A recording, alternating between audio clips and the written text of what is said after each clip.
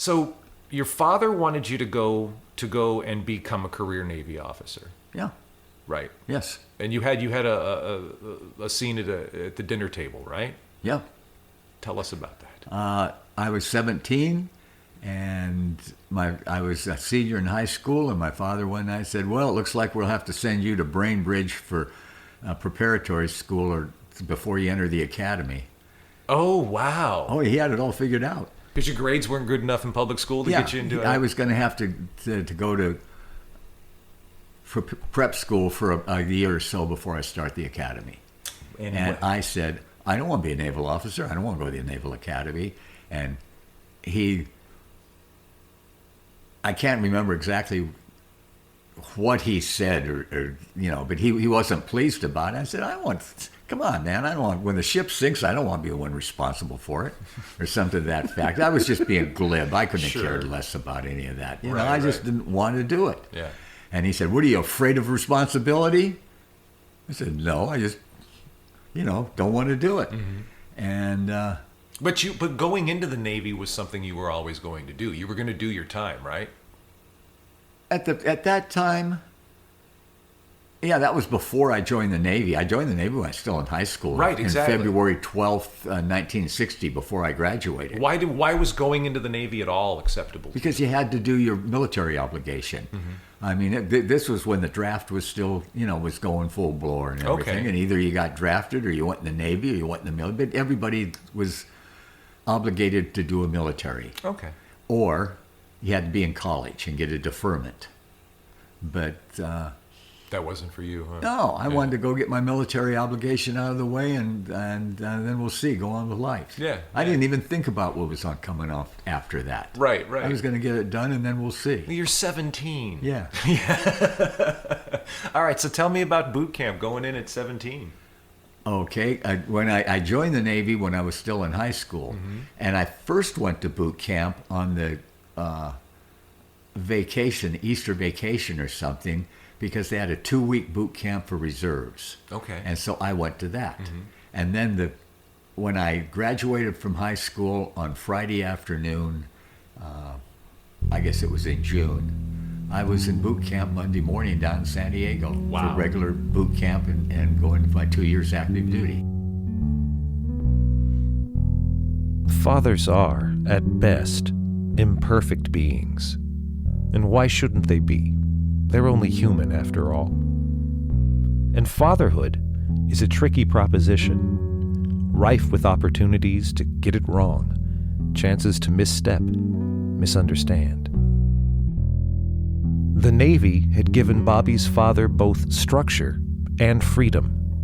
The structure of an ordered military lifestyle coupled with the freedom of a widened perspective. He'd seen the world. Coming home and resuming his life in Southern California, working in the studios as a well-paid union projectionist, sailing Taipei on the weekends, his family growing in the comfortable home atop the hill in Playa del Rey, illustrated perfectly just how far he'd come from his dysfunctional Appalachian upbringing.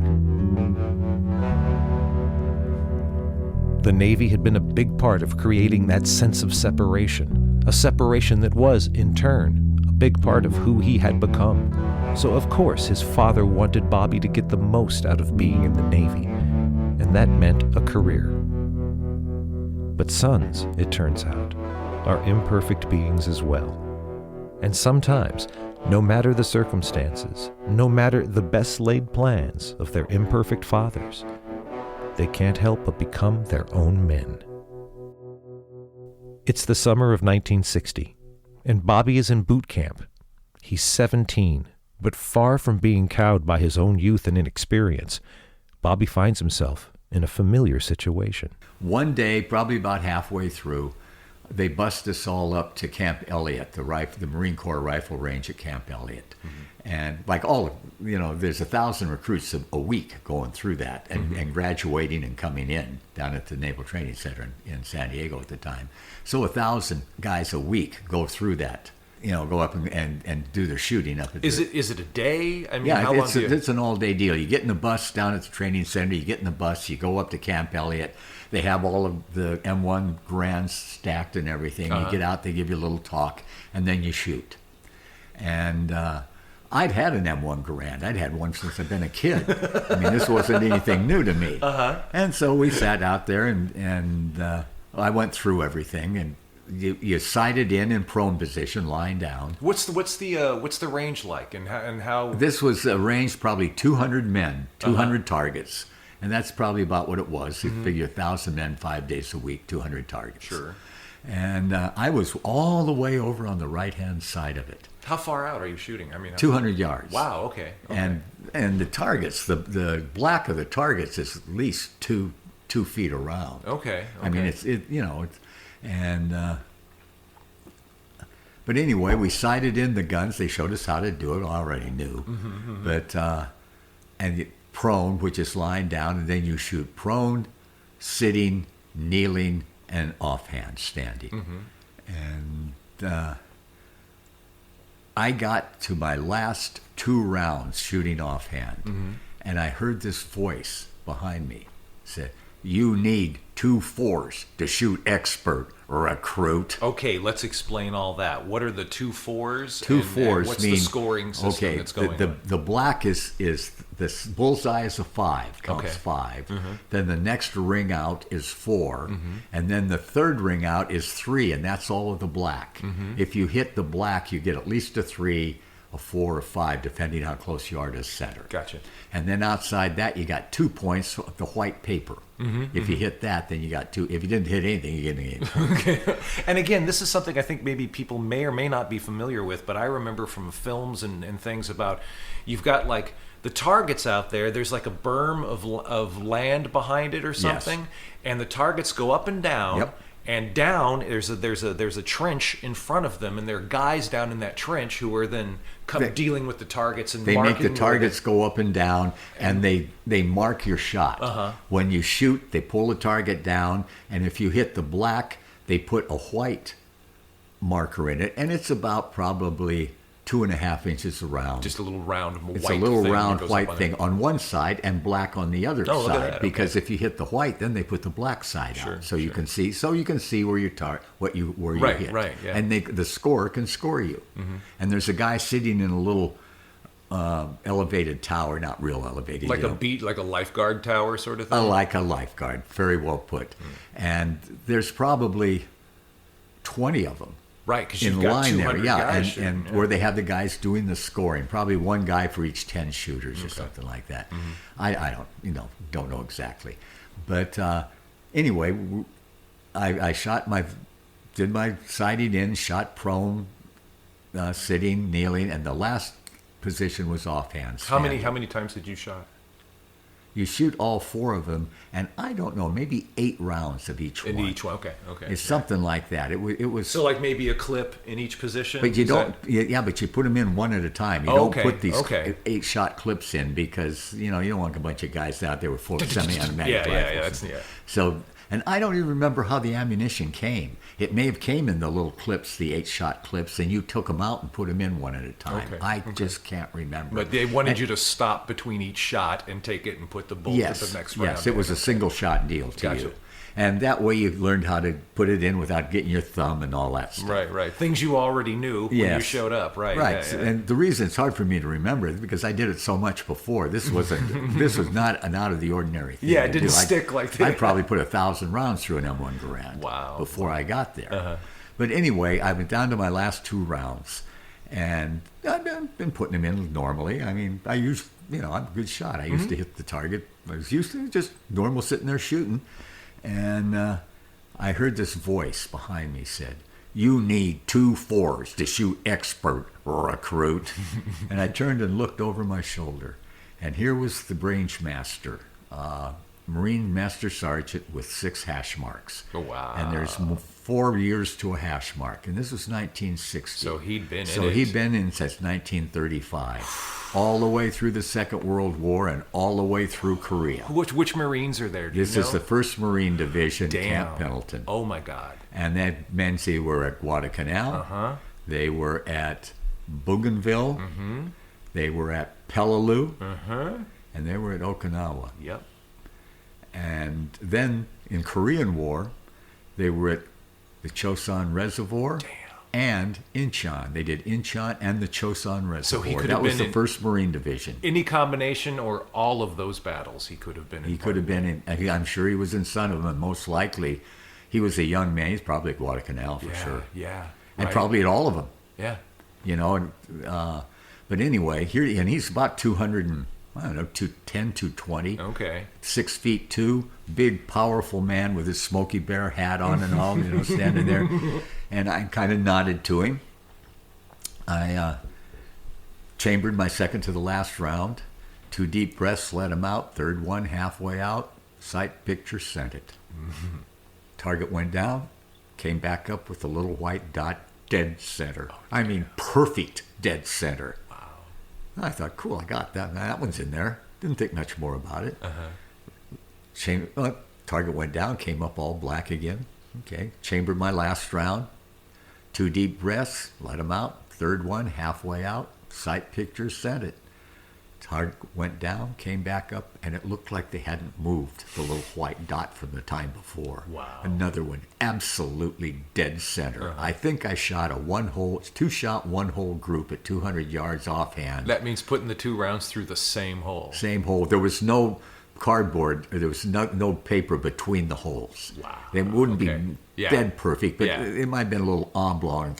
Right. But I'm pretty sure, I mean, from looking at, they were both perfectly dead center. If it wasn't a 1-hole group, it was damn close to it. And I said, believe I got it, sir. And I turned and looked at the master sergeant. He wasn't standing there with his arms crossed in front of him, standing there with his legs apart and his arms crossed. He was stooped over with both arms at his side, with both his eyes and mouth wide open, looking at me like if I had been Jesus Christ and just stopped there, he wouldn't have looked at me any different. Wow. He was shocked. And when you shock a master sergeant when you're a 17-year-old, 150-pound kid. Yeah. I mean, I didn't think much of it at the time. I looked at him and he was shocked. And then I noticed there were about 3-4 other range Marines that had come down because the spotter had said, we got a shooter here, and they come down to watch me shoot. Wow. And they were all looking at me. Mm-hmm.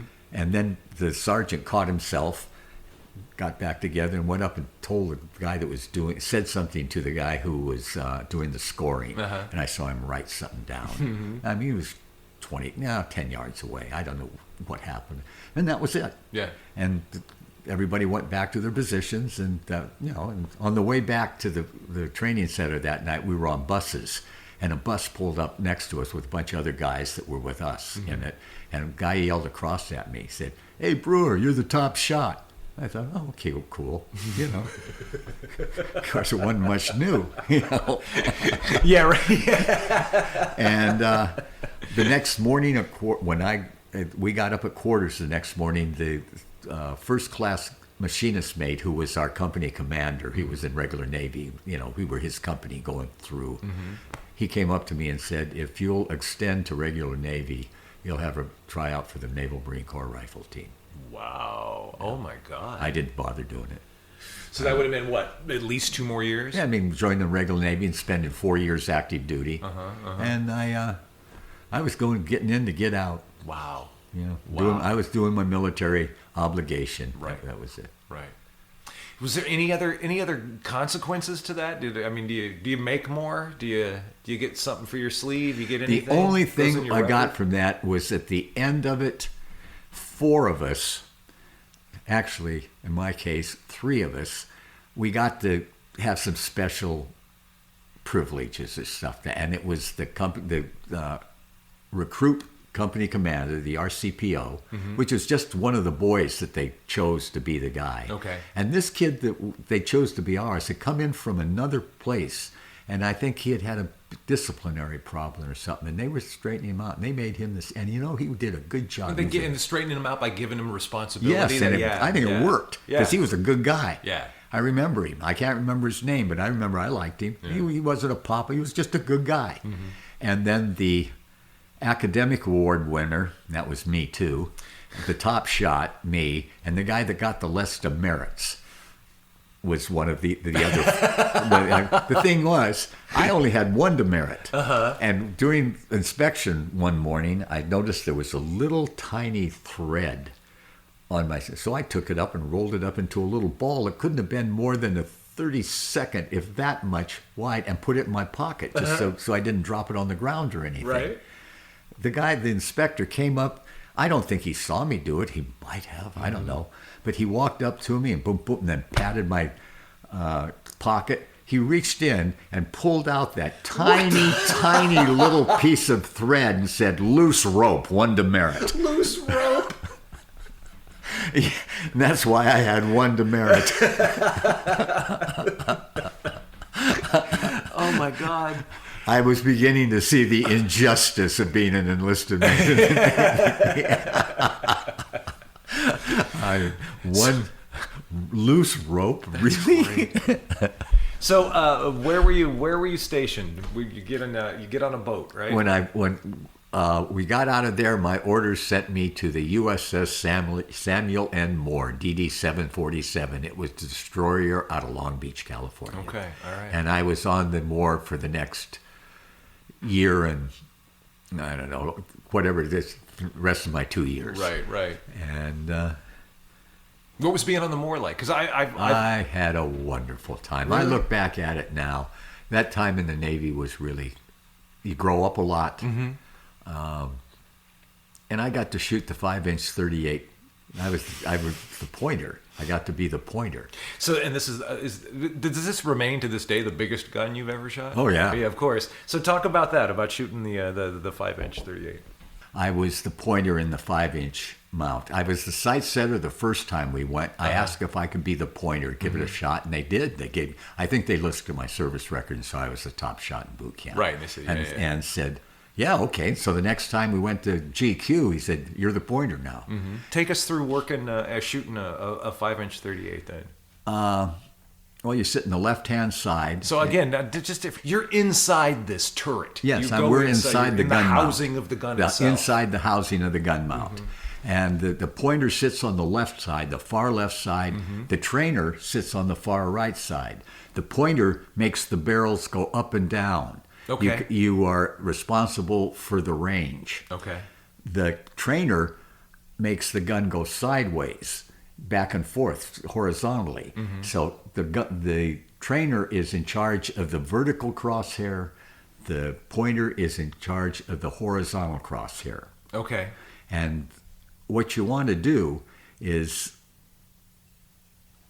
you have to have a rapport with your trainer. Mm-hmm. His job is, and when you got a trainer that will keep that vertical crosshair, that's just his job on that target. No matter what else, that's what you do. Okay. And my trainer was a guy named Delbert Nevercall, and he did one hell of a job. And he was kind of a wahoo screw-up guy too. But boy, he could keep that vertical crosshair dead on it. And someone just told me, shoot at the top of the uproll. Well, it made sense to me in the first place. Right. That's where you come to a stop. So the uproll being the uproll on when the ship rolls up. Right, you're going up and down in the ship, and so you time it so that right at the top. The ship is rolling a little. There's not much of this in it at all. But it's rolling. It's rolling, and when you get to the top of the uproll, you send it. That's when you okay. And you do it always at the same place. How are you sighting? Through a telescopic sight with a crosshair. So when you're looking through the telescope, okay. Yes, so, I'm looking through a telescopic sight. And what's Delbert looking through? He's looking through a telescopic sight on the other side, but he's got the same crosshair I did. But he's responsible for the up and down one, for the vertical one. Okay. I'm responsible for the horizontal one, and I pull the trigger when it's right. Wow. Okay. And guess I was pretty good at it. Because when I got on the Moore, when a gun mount, you go out and you shoot once a year to qualify for your efficiency E. Okay. And if you qualify, you get a little E. They put you get to paint an E on the side. Which if you come on board and you see an E, what's that tell you? That means that the people shooting that gun has qualified as an efficient gun. I mean, it's good. It means it's hitting what it's saying. It's hitting what okay.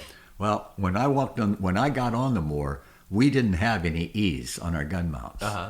And Delbert and when the first time we went and shot, we probably practiced 3 times before we went out to That's shoot. it? Yeah. You shot this gun 3 times before? Okay. Yeah, but we shot him enough. I mean, you do it as a team.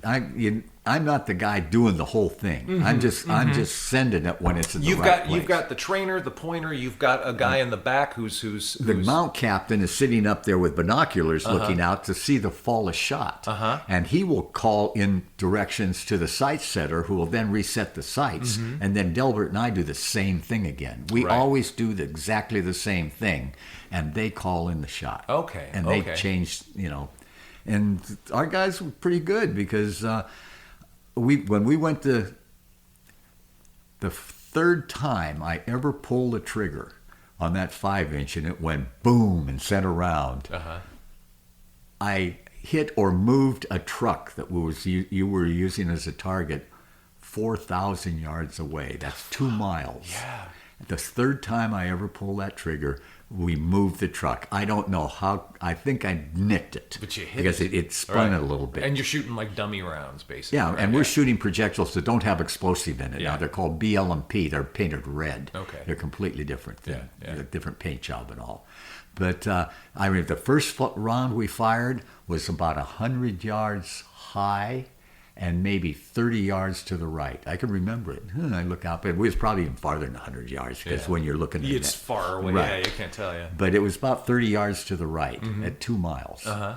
So the next shot was just over the top. I mean, it looked like it was 10 yards. It was probably 50 yards over the top or something. But the third one, we spun the truck. That's hit it. Wow. And I think between us shooting and they saw how I shot when the first a couple of 3 times that we first I said, can I do it? Yeah, and it worked. I was hitting what we were shooting at and whatnot.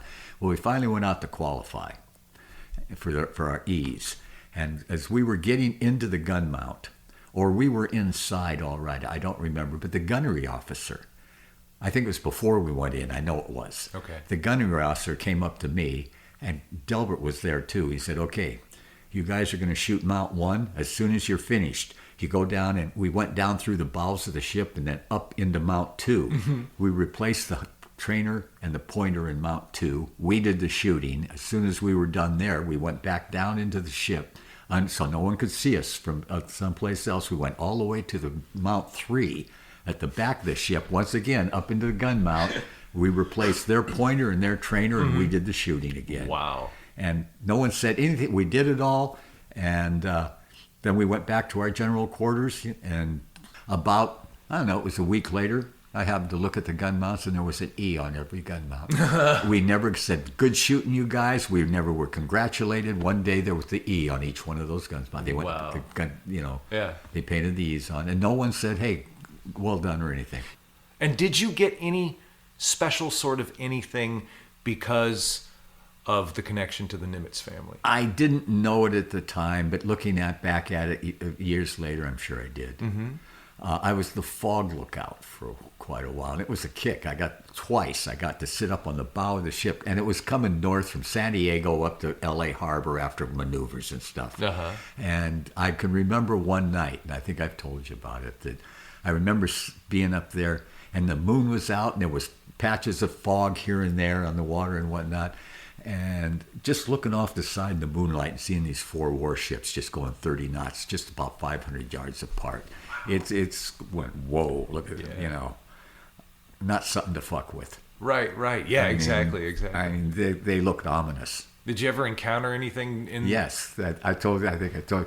We were going one night. We did this 3 or 4 times. I can think of a couple of times. And you guys, the destroyers are racing each other. We're kind of racing each other. We're about 500 yards apart. And, big wakes behind us, and, it was cool. Right. And for 30 knots, that's hauling for a ship. We're going 32 knots, 33 knots. Right. Yeah. Full blast, full bore, full power, boom. And the Preston was a 2150 class destroyer with the same power plant, so they were a little faster. We were 2250. Oh, no, okay. But one night, about halfway up, And I look up ahead, and I'm sitting there, and here's this little sailboat. Probably 24, 25-foot wooden sailboat. Just off to our port side. We wouldn't have run over it. It was off to the side. And I said, target. And I get exactly what I said, but I told him there was a target. You give him there. range or anything or heading? Well, I told him right where it was. Target, I have a target, small sailboat, 500 yards off our port bow or something like that. And I saw the ship. We moved a little bit starboard, and I think it was the Brush or the Maddox, which was next to us, and they moved a little bit the other way, and we went by, and I kept thinking, boy, that guy's going to love these wakes. Because, I'd been around boats and all. Right. And I knew the wake, this big wake, and there was a little, and I watched it as it went by, but, when they got to the wake, it just kind of... Just up and over, and that was it. No big deal. But I can remember thinking that, ooh, they're going to like that wake. Tell me about the. There was one time you were up on the bridge, I believe, and it was when you know the one I'm talking about. When I got tired and got under the chart table. Yes. Oh man, I was the phone talker. I was the messenger up on the bridge. You have a phone talker and you have a messenger, and I think I was the messenger that night. But I spent a lot of time on my watches when I did stand watches on the bridge. And was that out of the ordinary? Probably more so than the other kids, because the officers, I got along with them. They were nice to me. Okay. But I was real tired. And the chart table was there. Nobody was hardly ever at it or anything. And it was probably 2 o'clock in the morning, and in mid-watch. And so I can't remember why. Everything was quiet and easy. And I went up there and got under the thing and kind of kicked back just to relax. Which I shouldn't have been doing. Right. Messenger, I had to watch this. You're supposed to be ready, yeah. I'm sitting under the table, and all of a sudden I look, and here come these 4 khaki legs. It was the captain and the guy that was on, the officer that had the con. And they walked right over, and I mean, those legs were right here, and I'm sitting under that table thinking, I'm fucked. And I sat there, didn't move, didn't breathe, and they stood there for probably 5 minutes looking at this chart, and I'm thinking, oh man. And nobody ever thought, hey, where's the messenger, right? No one ever asked her anything, and I was just waiting to get caught. And then the legs disappeared, and I peeked out, and I got out from under there, and that last time I pulled that crap. Oh my God. We'll pause for the phone. While he was never certain whether his connection with the Nimitz family got him any special consideration, the sailor Bobby was becoming, and the appraisal of the job he was doing by his superiors, certainly resulted in a lighter than expected punishment for a very teenage transgression. I think I told you I was the first one to be brought back by the shore patrol once we got to Japan.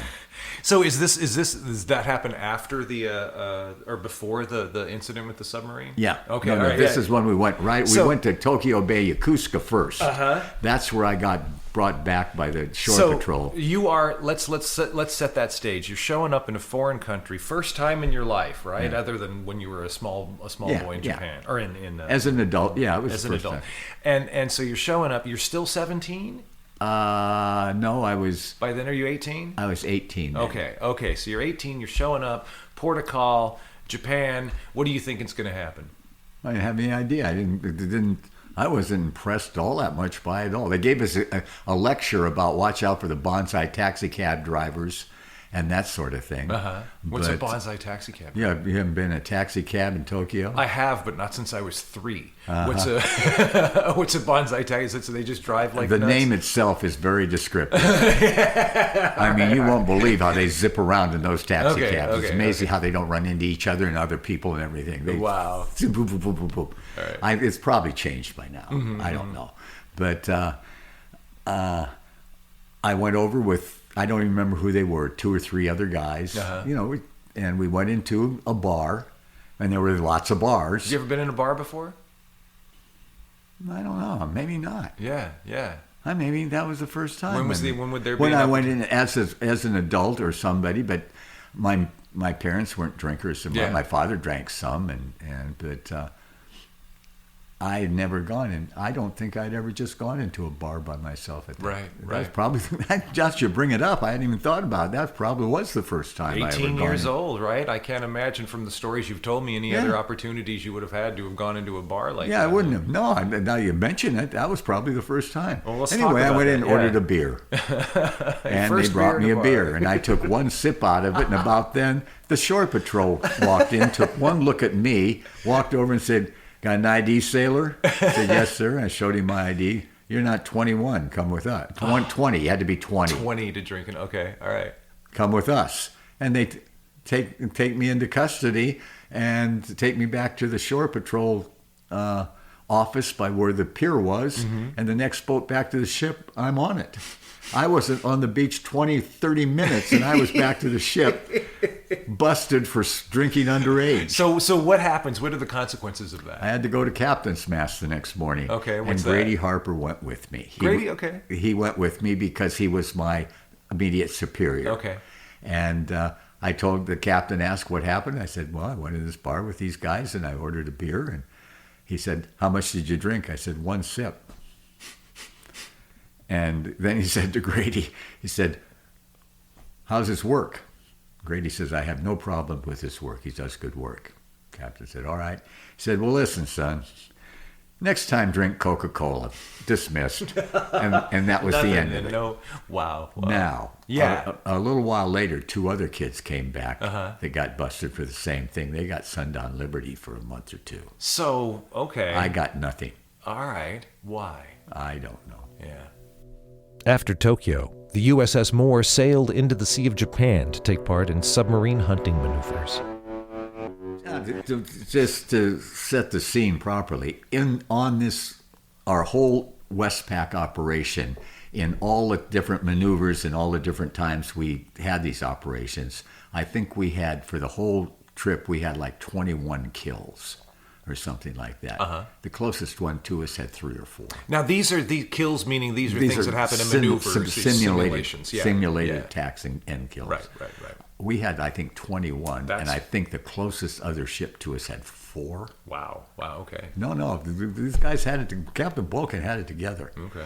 And but anyway, they shot the submarine shot a green flare, which means that everybody was ready. Start the maneuver for us to attack them. Thing is, we got there a lot quicker than they thought. We almost sunk them. Oh my God. We went over the top of them. And I talked to a kid or a sailor that was on that submarine. I think it was the Bluebell or something like that. It was one of the last diesel-powered submarines in the Navy. Wow, all right. Well, yeah, they're using it for maneuvers and They're stuff. using Yeah, it for sure. practice. Yeah. By then, there were nuclear submarines Right, around them. right. And I talked to a sailor that was on it. He said, all of a sudden, emergency dive. And they started, and then boom, we hit them. And we just got there too soon and went right over the top of them, and our propellers took off their antenna and whatnot right above the conning tower. Wow. And I mean, we all felt. I was in general quarters. I was in my gun mount. Boom, boom, boom, boom. Whoa, what was that? And all of a sudden, we all came to a stop. They surfaced.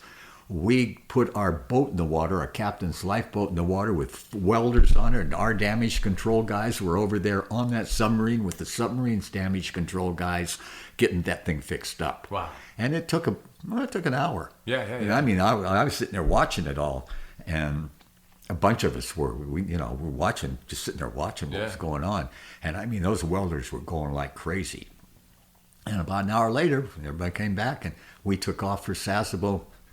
Oh, get a little shimmy to it. Oh, the whole ship was vibrating because the propellers were out of sync now. Oh, They no. were, out of balance because we dinged them up, both of them, and the propellers on destroyer are huge. Oh, I bet. Look at one out of the water from behind. It looks like a jackrabbit. Here's this long, thin boat with these huge, 2 big propellers. Yeah, okay. And anyway, we spent the next 5 months in Sasebo. The propellers had to be taken off the ship. We went in dry dock. They took them off. Then they had to ship them back to the States, and they're too heavy to fly. So they put them on ships. You got and they don't have extra screws for a destroyer laying around in Sasebo. Not one that was built in 1944. Ooh, there you go. Okay, sure. You know, so they had to come back to the States, get repaired, and sent back. Wow. And for the next 5 months, we sat in Sasebo, Japan. So what was your duty like then during those 5 months? It was like having a shore leave every day.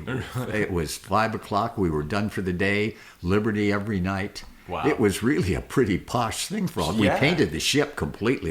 It was beautiful seeing that. We painted the whole looked brand new.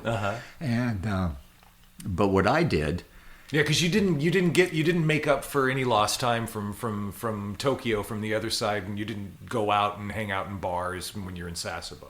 Sasebo's a different kind of I'd scene never too, been a isn't it? drinker that much. When I Right. was a kid, even before I joined the Navy, my friends and I got a 6-pack of beer on Friday nights and Yeah. stuff. I'd pour most of mine out. I didn't Really? even You like didn't this stuff. Wow. I just got it to pretend like I was one of them and pour it out. I never been like drinking much. Right.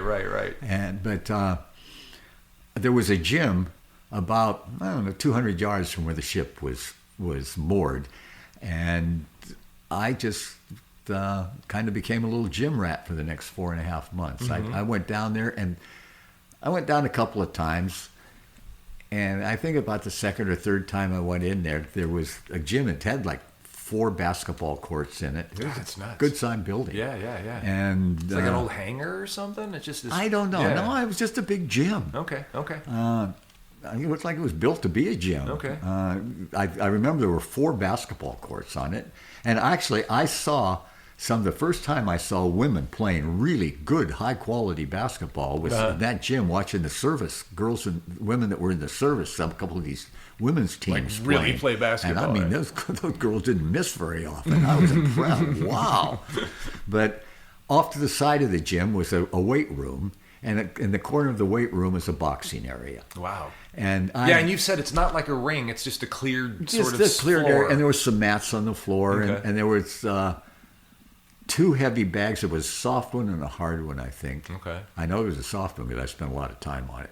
And there was some regular punching bags, and there was a speed bag, and there was they had boxing gloves over things hanging on. I mean, it was, But anyway, I went in there one time, and there was a guy in there, this black guy working out. I didn't think much about it, and I went over and started punching the punching bag because I had learned the rhythm on a punching bag from my friends when I was a kid. They had one in their garage, and I went over and got some gloves and put on boom, boom, boom, boom, boom, boom, boom, boom. I started it, and I did that for a little bit, and this guy said to me, "You box?"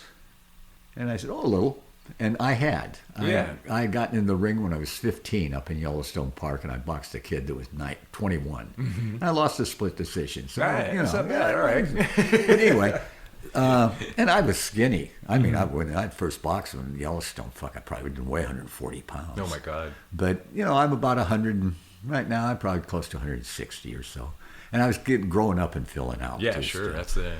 But this guy said, "You box?" And I said, "Oh, a little bit." He said, "Feel like sparring a little bit?" I said, "Sure." Well, I put the gloves on and we started sparring, and I wasn't in his league at all. I mean, he worked me over real quick. I said, "Whoa, hold it." I said, I'll be happy to spar with you, but I need to be in your punching bag."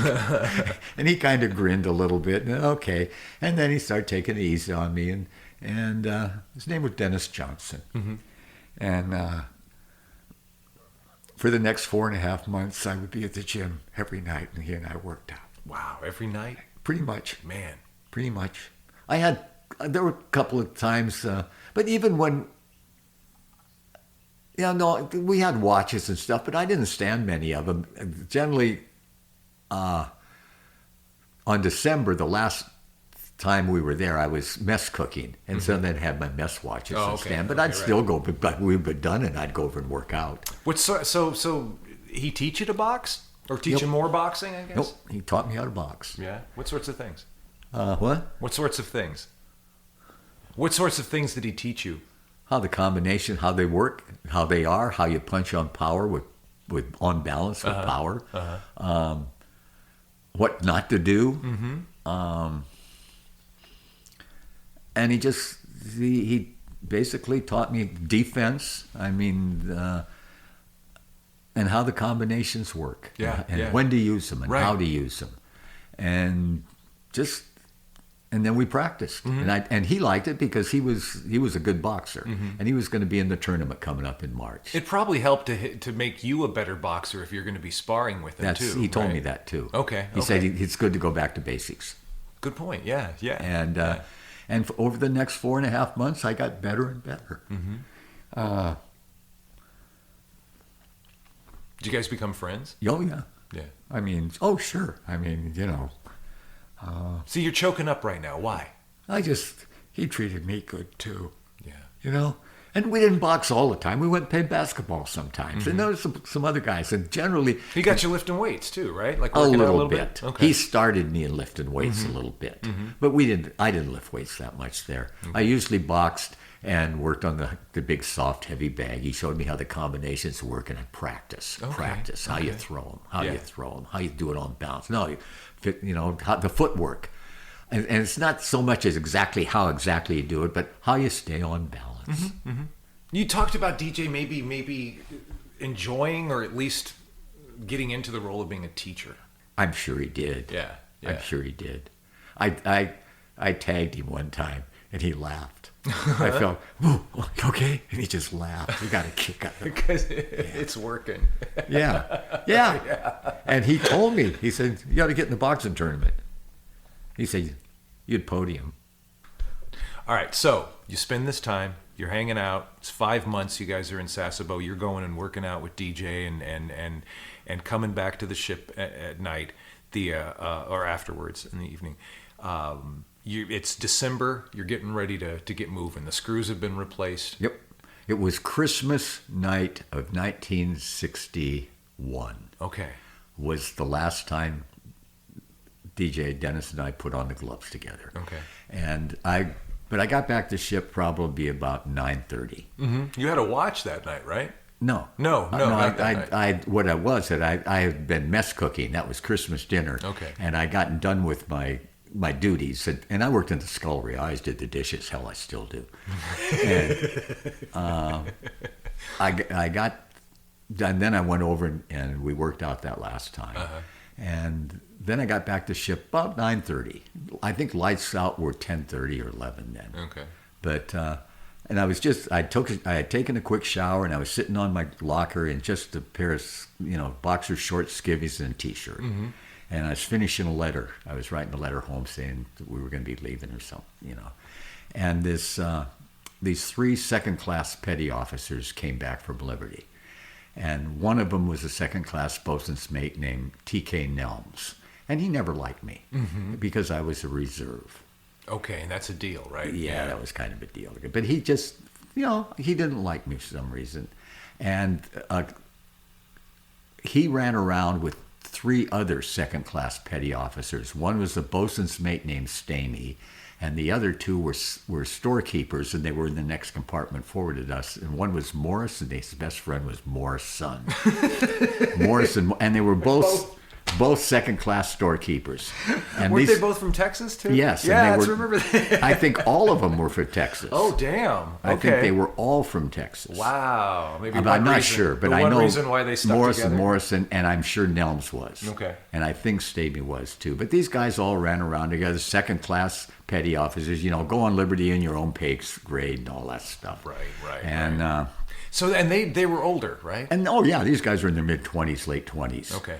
And they had this kind of attitude that every ship has this little group that thinks they're the elite group. Oh, wow. Well, these were the 4 guys that thought they were the elite group. Okay. And I'll give them credit. Nems's locker was always tidy and put together properly.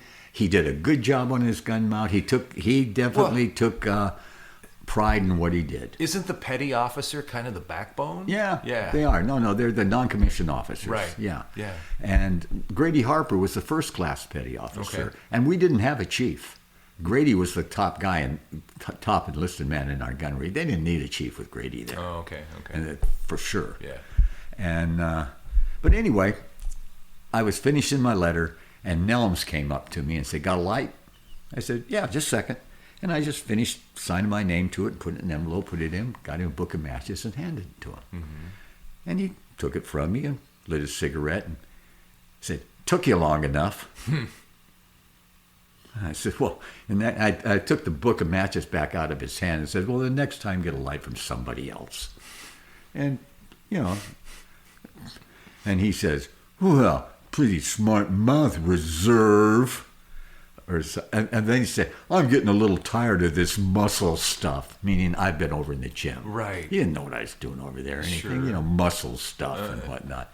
And then he said something about he was getting tired of Reserve. And about then, Morrison shows up. One of his buddies, the second-class storekeeper from the next compartment, walks up to me. And he said something like, At first, he said something to me about he didn't like the muscle stuff. He said it took me long enough. I said, get one for me. And he said something, and I'd call me Reserve. And I said, well, at least I'm not I don't look like a faded comic book. He had tattoos all over him, and they were all fading out. He even had a tattoo of a butterfly on the end of his penis. I thought to myself, I wonder how drunk you have to be to do that. Yeah. It's a conversation piece, I guess. I guess. I don't know. But he was a squared away sailor. He was. He took pride in being a squared away sailor. I'll give him that. And his gun worked good. I told him, I didn't look like a faded comic book. About then, Morrison shows up. Okay. And he said about this bunk Reserve, this and that. And Morris goes, yeah. And he takes a swing at me. So now, hold on. Now, are you standing now? Yeah, I'm standing. Nelms is right in front of me. I'm standing here. And Morrison is standing kind of off to Nelms' side. Okay. And we'd kind of moved away from my locker a little bit. I'd walked. Anyway, the three of us were standing there, and there was a couple of other guys on the other side of Morrison. They weren't even involved with us at all, just a couple of guys shooting the breeze about something else. And he takes a swing at me. Wow. He just takes a swing.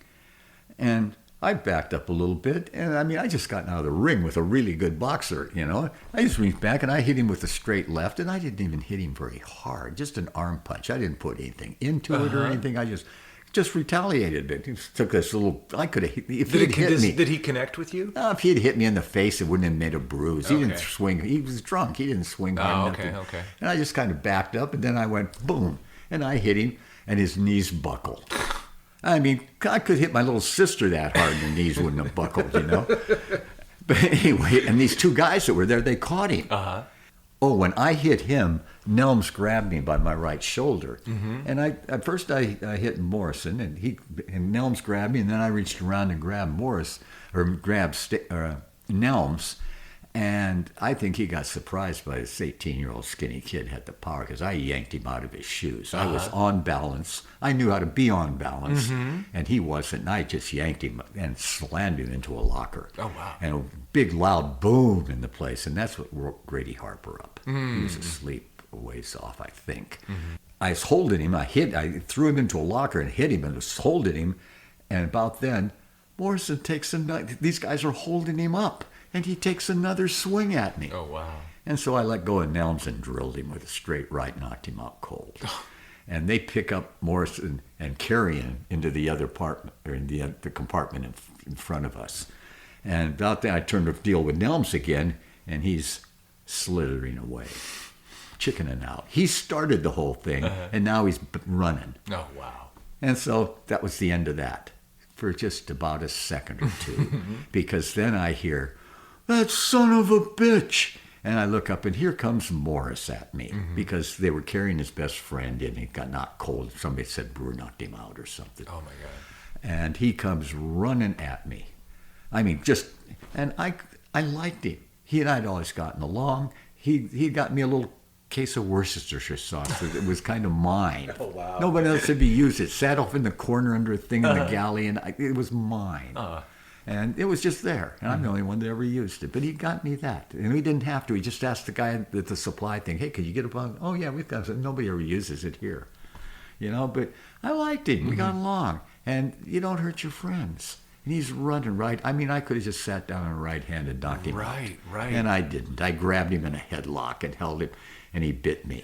Oh, geez. Oh, man. And I mean, until you've been bitten. Where did he get you? Like on the chest? Like Just right above kind the of, just pectoral? the skin on the side of my pectoral muscle. Oh, my right, God. right, just right here. And I had a bruise for 2 months I there. bet. If had I not had that T-shirt on, he might have taken a chunk out of me. Damn. He bit me, and it hurt. Uh-huh. And I got my hand up under his throat then, and the friendship was going away real quick, and it hurt. And I got up and I was just about to drill him, and I just got yanked right off him. This big black hand grabbed me by my. I said, "That's enough, Bruce," and set me aside. And then he picked Morris up. And Who was it? Grady Harper. Right. He picked Morris up by. I mean, Morris's feet were barely touching the ground. He weighed probably 170. We were about the same size. He might have been a couple of pounds bigger than me. Grady picked him up, one arm in each hand, about the shoulders, and carried him and put him into the next compartment, in his compartment, and says, "Anybody else comes through this wanting brew gets me."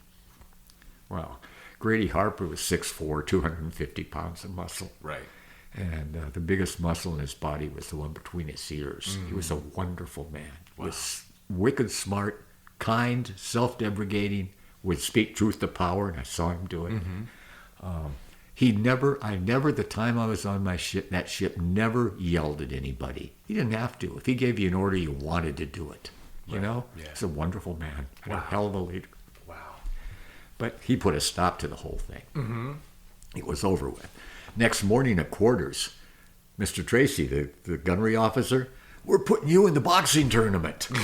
I said, "I don't want to do that." But everybody's going, "Whoa." It went around the ship like wildfire. Here's a skinny 18-year-old kid beat the crap out of these three guys. Yeah. And the cherry on this Sunday would come a couple of days later. But when I went on that night, we were a real short liberty because they wanted everybody back on time. We were leaving the next morning. Right. And I went and talked to DJ the last time. This is the next day? Yeah. Okay. And I told him what had happened. And he said, "Yep." He said, how do you put it? He said, "You got a weapon now nobody can see. Don't abuse it." He said, "If you do, you're going to run into a guy real quick that'll just hand you your head and beat the fuck out of you." He said, "But if you don't, bullies are never tough. They're always easy. Always. There's no such thing as a tough bully. They wouldn't be bullies otherwise." And he said, "When you knock one down, don't go over and jump on him." He said, "Then you're jumping into his strength. He's bigger than you are probably. He's a small guy too, so I'm sure he's So he would know. Yeah, right. And he said, "Don't jump on him. Just walk over and punt their jaw." He said, "It'll break their jaw, knock a couple of teeth out. They'll eat their dinner through a straw for 6 or 8 weeks, and they'll never forget you, and neither will their friends." Basically, that was the little speech he gave. That is, and and we didn't even work out. We didn't put the gloves on or anything that night. We went down to Geedug and sat there and shot the ship for an hour or two and just. But you make friends in the service like that, and then you go your way. Yeah, because he was a 25-year-old guy doing his thing, and I was going my way, and I never saw him after that. Yeah. That was the last time I saw him that night. Wow. So what happened back on the ship that night? Was that night or the next? No. We took off the next day, and I was the night mess cook. I had mess cooking that month, and I was in the scullery.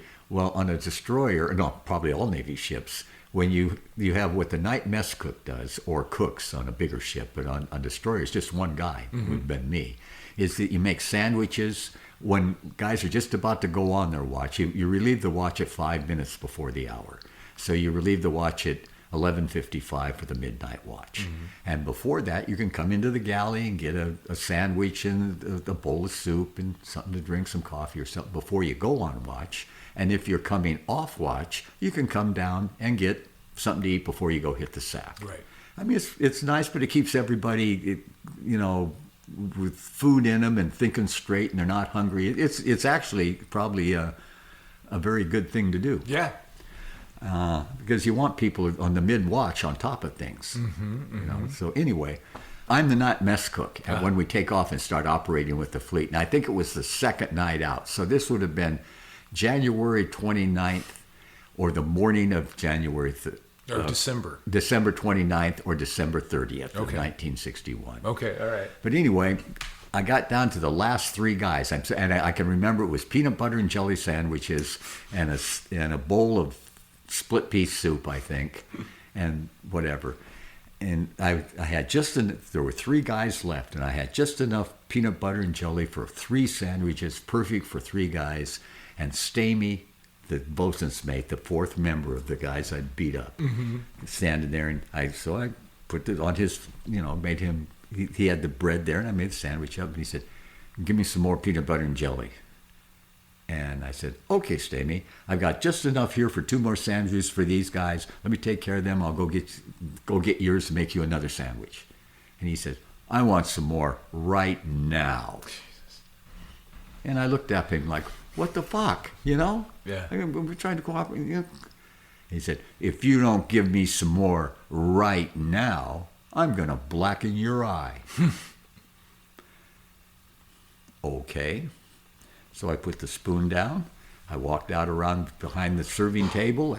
I remember taking my apron off and tossing it on a chair or something right there. And I walked up about 5 feet from him and took a fighting stance and said, "Okay, Stamey, blacken it."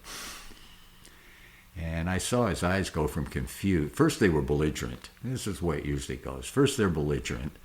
And then when I came around the table, he's looking at me confused. And then his eyes turned fearful. And he looked at me for a couple more seconds, turned around, walked away. In front of about 10 or 12 guys that heard him threaten me. And he's the bosun's mate. Yeah. Second-class bosun's mate. He's 30 years old, 190 pounds. I'm an 18-year-old, 160-pound kid. I told him, let's go. He turned around, walked away, chickened out. Wow. And I served the other guys their 2 sandwiches. And then I said, "I got another extra sandwich here." Somebody said, "That one's yours, Brewer." And there was a chuckle. That one's yours. "That one's yours, Brewer."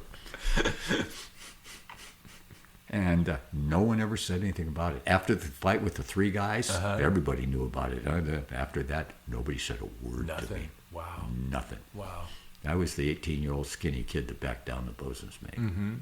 Any other way that you were treated differently after that?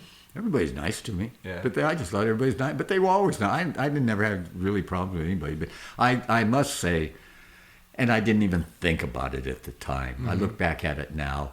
If I went to the mess deck and it was full, there's somebody always say, "Here, Brewer, there's a spot for you." Wow. After almost 2 years, it was just about time for Bobby to be discharged.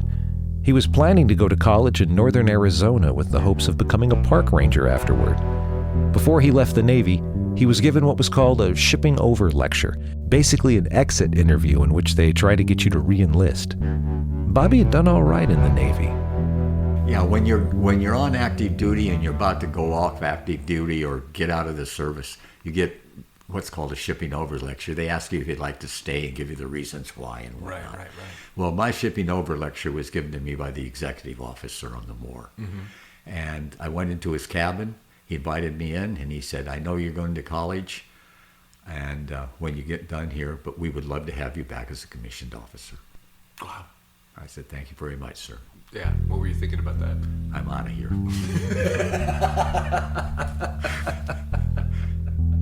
In the next episode of The One They Couldn't Catch, Bobby goes to college, drops out of college, and becomes a race car driver. And I could see the cinder block wall coming, and I'm thinking, boy, I hope I don't go over that wall. I knew I was going to hit it. And then I went down it a ways. I hit the wall and boom, and I could see sparks and everything going down the wall in front of me. And I could smell gasoline too. That's next time on The One They Couldn't Catch. I'm Paul Kritz.